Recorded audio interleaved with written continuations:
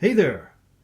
I just got a new Boy Scout knife. It's an upgrade to my collection, so I thought I'd take the opportunity to make another installment in my series, Boy Scout Knives of the Greatest Generation.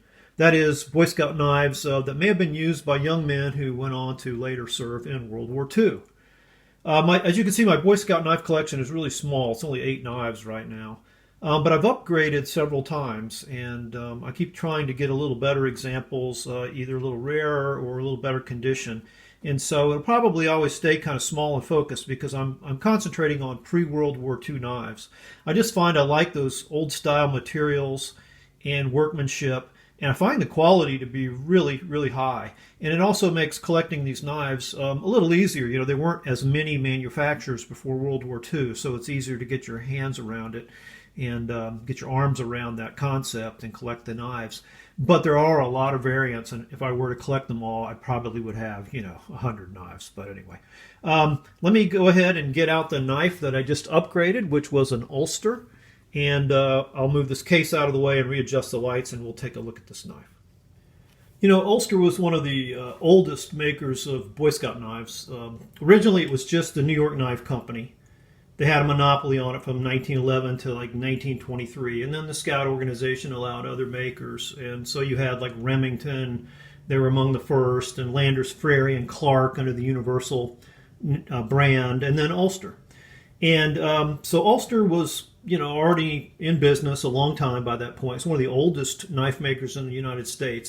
They were started in 1876 by a guy by the name of Dwight Devine, and operated from 1900 to 1923 as Dwight Devine and Son, and then from 1923 up to 1941 as Dwight Devine and Sons. And then in 1941, Albert and Henry Bear bought the Ulster Knife Company, and they continued to make these knives, but they changed the tank stamp a little bit. It was Ulster Knife Co. New York or something like that, with the New York added. But there were actually two versions of this under the Ulster Dwight Devine ownership. There's one a little older than this. They made one from 1923 to 1926 that was slightly different. It did not have line bolsters. It had a short, stubby screwdriver cap lifter instead of this extended one you see here. And it had a one-piece solid can opener. This one has what they call the three-piece can opener. There's the base, the body, and a little knob. So 3 pieces. So this one is the one they produced from 1923 to 1941. And all through those years, there were 2 different styles or models. There was the 1502, which you're looking at here, which was 3 5/8 inches. And then there was a 1503, which was a smaller version at 3 5/8. I'm sorry, 3 3/8 inches. Okay, so let's run through this knife. Ulster used what was called a Federal style shield. There you can see it. It's nickel silver. It has, I think, the first class emblem and the Scout motto, "Be prepared." Now the eagle faces to the left on this one. On some of the earlier versions, the eagle faced to the right. 3 brass pins through bone handles, and these are just beautiful. These, as far as I can tell, have no cracks or chips, and they're just waxy and fresh looking. Just great. Nickel silver bolsters that are lined, a permanently attached nickel silver bail here on the back, brass liners, carbon steel back springs or springs, and tools and blade. We've taken a look at the 3-piece can opener, but just another quick look at it. It has this little knob, and it's kind of knurled here too to, I guess, get a grip on the can. There's a cutout here for the knob. Very snappy. Here is the long screwdriver cap lifter.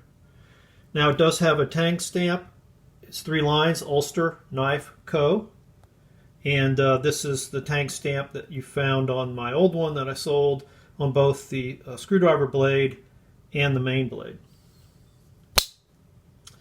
There is a very long and complete punch or awl. This one's great. You can even see that the bevel here at the tip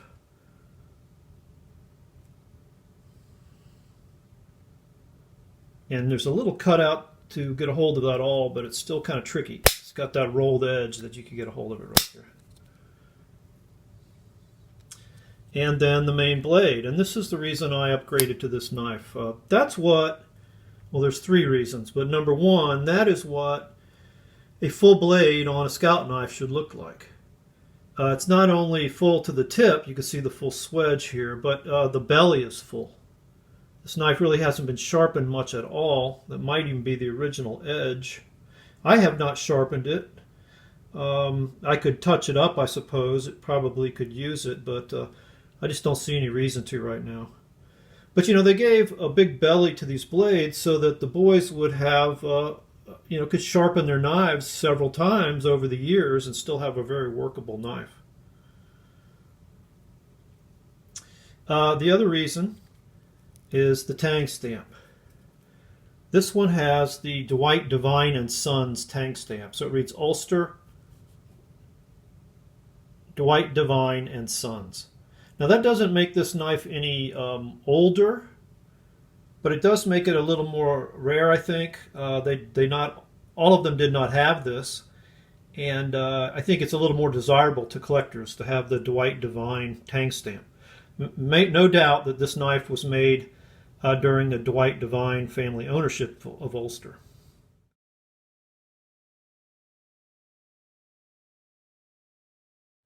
And then the last reason I wanted to upgrade to this, it might be a little hard to see, but we have a partial blade etch. These knives usually were etched. It was usually an official knife, Boy Scouts of America with the Scout emblem, and they are very fragile. They didn't last long at all. They quickly wore away. If you have one with a full readable etch, it's always going to be worth a lot more than one without it. This one just has a partial one there. You can see knife. You can see of America. You can see a little bit of the Scout emblem there. A little hard to pick up under the camera, but I'm really glad to have that on this knife. There you go. And then on the back, 1502. Again, that's the 3 and 5/8 inch model. 1503 would be 3 3/8. There's actually another manufacturer number for this knife. See if I look at my notes and tell you what that was. It was 47553L5. 47553L5 was the actual manufacturer number to this knife. So that's just been a look at an Ulster pre-World War II Boy Scout knife. I think it's a wonderful example. I'm really happy to have it in my collection. I hope that's been helpful. If any of you collect Boy Scout knives, and I presume there's still some people out there that do. You know, at one time, Boy Scout knives were one of the most collectible knives, but I guess just not so much anymore. And it's a shame because so many of them are so well built and very interesting, and they're a real piece of Americana. But I don't know why that is. Maybe it's because the Boy Scout organization just seems intent on committing suicide.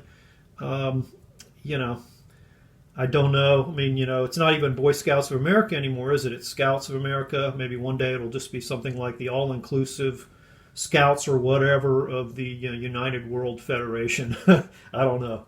But when this knife was made, it was the Boy Scouts of America, by God. All right. I hope you found that enjoyable or interesting or something, and I appreciate you watching, and have fun collecting.